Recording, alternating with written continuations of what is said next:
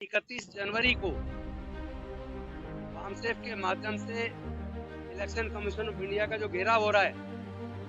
उस घेराव का हम समर्थन करते हैं और हम सारे साथी पूरी ताकत के साथ उसमें शामिल होंगे। कार्यकर्ताओं सहित पूरे देश के लोगों से आह्वान करते हैं कि 31 जनवरी को वो लोग दिल्ली में उस मुहिम में शामिल हों। सबसे पहले तो मैं जननायक कर्पूरी ठाकुर जी को भारत रत्न दिया गया, उसके लिए मैं सभी देशवासियों को बधाई देता हूं और साथ ही साथ बहुजन नायक मान्यवर कांसीराम साहब को भी भारत रत्न दिया जाए, इसकी मांग करता हूं। और जो आने वाली 31 जनवरी को वामसेफ के माध्यम से इलेक्शन कमीशन ऑफ इंडिया का जो घेराव हो रहा है, उस घेराव का हम समर्थन करते हैं और हम सारे साथी पूरी ताकत के साथ उसमें शामिल होंगे। कार्यकर्ताओं सहित पूरे देश के लोगों से आह्वान करते हैं कि 31 जनवरी को वो लोग दिल्ली में उस मुहिम में शामिल हों ताकि बैलेट पेपर को वापस लाया जा सके। इसके साथ साथ आज कुछ ऐसे तथ्य हैं जो हमारे सामने आए हैं, जो हमने बारीकी से अध्ययन किया ईवीएम के बारे में। अध्ययन करने के बाद जो चीजें सामने आई हैं, हम तो समझते थे कि ये जो मशीनें हैं, ईवीएम है, इसको बीईएल या ईसीआईएल ने बनाया है, लेकिन एक्चुअली जो सॉफ्टवेयर जो डेवलप किया जाता है, उसको बनाने का जो काम कर रहा है वो टेक्निकल एक्सपर्ट कमेटी है। तो टेक्निकल एक्सपर्ट कमेटी में एमिनेंट प्रोफेसर हैं आईआईटी के। उन आईआईटी के प्रोफेसर हैं जिस आईआईटी के अंदर देश के दलितों, पिछड़ों, आदिवासियों के साथ जो बच्चे आईआईटी कर रहे होते हैं, उनके साथ उत्पीड़न की घटनाएं होती हैं और वो बच्चे कई बार सुसाइड करते हैं। तो जहां इस तरह के जातिवादी मानसिकता वाले प्रोफेसर हैं, जहां जानबूझ के उन बच्चों को इंटरनल एग्जाम में कम नंबर दिए जाते हैं, फेल किया जाता है, उनको डिमोरलाइज किया जाता है, और ऐसे प्रोफेसर, ऐसे एमिनेंट प्रोफेसर उस इलेक्शन कमीशन ऑफ इंडिया की टेक्निकल एक्सपर्ट कमेटी के मेंबर हैं। और वो टेक्निकल एक्सपर्ट कमेटी है जो सॉफ्टवेयर डेवलप करती है। और जो ये ईसीआईएल और बीएल है, ये तो हार्डवेयर बनाती है, ये तो उसको असेंबल करती है। तो हमें जो बाकी तथ्य पता लगे वो ये पता लगे कि जो कंट्रोल यूनिट है, उसका सॉफ्टवेयर टेक्निकल एक्सपर्ट कमेटी बनाती है और वो कमेटी उस सॉफ्टवेयर में ही ये तय कर देती है किसको जिताना है। ये टेक्निकल एक्सपर्ट कमेटी के हाथ में है। अगर टेक्निकल एक्सपर्ट कमेटी पहले से ही विन ओवर कर ली जाए, उनको खरीद लिया जाए या किसी भी तरीके से इन्फ्लुएंस में ले लिया जाए, तो जब वो सॉफ्टवेयर डेवलप करते हैं, सॉफ्टवेयर में ही अगर वो चाहे तो ये तय कर सकते हैं कि किसको जिताना है। लेकिन इसको जिताने का खेल, जो सबसे बड़ा खेल है, वो बिना टाइमर के संभव नहीं है। इस मशीन के अंदर, ईवीएम के अंदर जो कंट्रोल यूनिट है, उसके अंदर बकायदा एक टाइमर लगा हुआ है जिसमें पूरा टाइम डेट दोनों चीज होती है। और अगर टाइम और डेट ना हो तो वो गड़बड़ करना मुश्किल है। मैंने इसको बड़े बारीकी से पढ़ा है और उसके आधार पर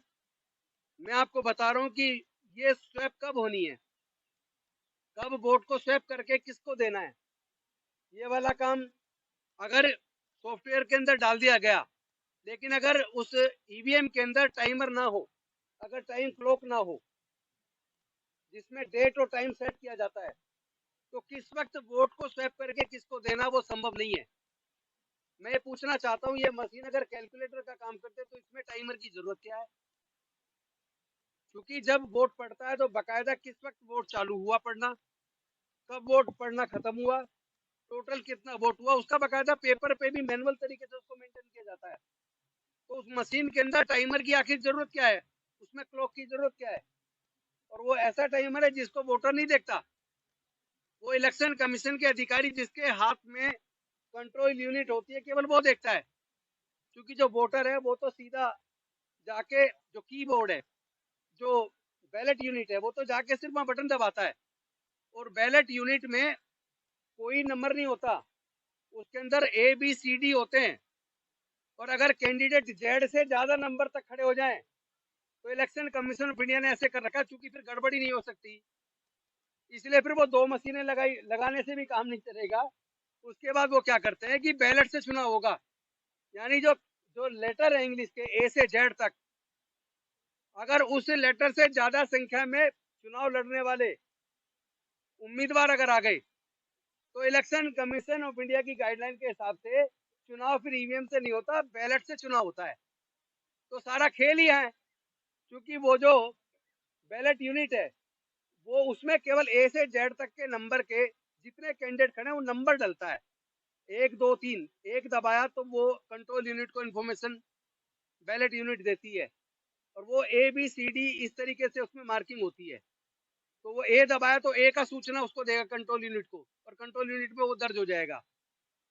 लेकिन होता क्या है कि जो उसके बाद जब लोग अपना नॉमिनेशन फाइल कर देते हैं उम्मीदवार, और नॉमिनेशन विड्रॉ होने की डेट के बाद उसके बाद इलेक्शन कमीशन ऑफ इंडिया के इंजीनियर्स, जो कोई जरूरी नहीं है कि सरकारी आदमी हो, वो कोई प्राइवेट टेक्निकल एक्सपर्ट भी हो सकता है, वो हायर किया हुआ आदमी भी हो सकता है, वो आकर वो उस मशीन के अंदर, क्योंकि उसमें एक मेमोरी होती है, और दूसरा जो 2 चीज जो वो करता है वो होता है टाइम फाइल बनती है और एक कैंडिडेट फाइल होती है। वो जो एक्सपर्ट आता है जो चुनाव की डेट से एकदम पहले, जब विड्रॉ की डेट खत्म हो जाती है और फाइनल हो जाता है कितने उम्मीदवार किस किस पार्टी के चुनाव मैदान में बचे हैं, उसके बाद जो मशीन में वोट डालते हैं वो एक तो टाइम फाइल डालते हैं और एक कैंडिडेट फाइल डालते हैं, ताकि किसको वोट दिया जा रहा है वो उसमें आ सके। लेकिन असली बात जो है वो सॉफ्टवेयर जो उधर डिजाइन किया गया टेक्निकल एक्सपर्ट कमेटी में, और टेक्निकल एक्सपर्ट कमेटी को अगर इन्फ्लुएंस कर दिया गया और उसने अगर वहीं तय कर दिया किसको जिताना, क्योंकि ये विश्वास कहाँ से आता है कि इस बार 300 से ज्यादा जीतेंगे, इस बार 400 से ज्यादा जीतेंगे, ये कॉन्फिडेंस कहाँ से आता है? ये कॉन्फिडेंस से वही कह सकता है जिसको पता है कि उसने इन्फ्लुएंस करके टेक्निकल एक्सपर्ट कमेटी के माध्यम से उसके अंदर सॉफ्टवेयर वो डेवलप करवा दिया है कि उन्होंने उस पार्टी को इतने चुनाव में इतने वोटों से जिताना है। अभी आपने देखा होगा पिछले दिनों मध्य प्रदेश के अंदर एक कैंडिडेट ने, बीजेपी के कैंडिडेट ने, उसने पहले ही बता दिया मुझे इतना बीजेपी को वोट मिलेगा, इतना उसको मिलेगा, और जब रिजल्ट आया तो वो बाकी उतना ही निकला, थोड़ा बहुत वोट का अंतर था। तो ये इससे ये सारे ये समझ लीजिए कि जो आम वोटर का भरोसा है, जिस वोटर के भरोसे को कायम करने की जिम्मेदारी इलेक्शन कमीशन ऑफ इंडिया की है, तो वो जो वोट की उसकी चोरी हो रही है और उसको बिल्कुल डाउट उसका पक्का होता जा रहा है कि चुनाव के माध्यम से उनके वोट की चोरी हो रही है, उसको उस पर भरोसा नहीं पैदा हो रहा है, तो ये जिम्मेदारी तो इनकी है। और दूसरा डाउट इसलिए और ज्यादा मजबूत हो जाता है क्योंकि जब सुप्रीम कोर्ट ने ये व्यवस्था दे दी कि इलेक्शन कमीशन का गठन कि 3 जो सदस्य कमेटी होगी, एक प्रधानमंत्री होंगे, एक अपोजिशन के लीडर होंगे और एक सुप्रीम कोर्ट के चीफ जस्टिस होंगे, लेकिन माननीय मोदी जी ने संसद के माध्यम से एक कानून ला के उसको बदल दिया, और अब उस 3 सदस्य कमेटी में 2 सदस्य केंद्र सरकार के हो गए, एक प्रधानमंत्री जी हो गए और एक उनके लॉ मिनिस्टर हो गए, एक लीडर अपोजिशन हो गए। यानी जिसको जिसको इलेक्शन कमिश्नर वो बनाना चाहेंगे वो उसको बनाएंगे, और वो उनके इन्फ्लुएंस का आदमी हो सकता है, इस पॉसिबिलिटी को रूल्ड आउट नहीं किया जा सकता। इसीलिए हम निवेदन करते हैं इलेक्शन कमीशन ऑफ इंडिया से, देश के राष्ट्रपति जी से, कि वो इसमें संज्ञान लें, और माननीय सर्वोच्च न्यायालय के मुख्य न्यायाधीश से और उनके कंपेनियन जजेस से भी हम निवेदन करते हैं कि वो इस पर संज्ञान ले और उस व्यवस्था को कायम करें, और जो ये कानून लाया गया संसद के द्वारा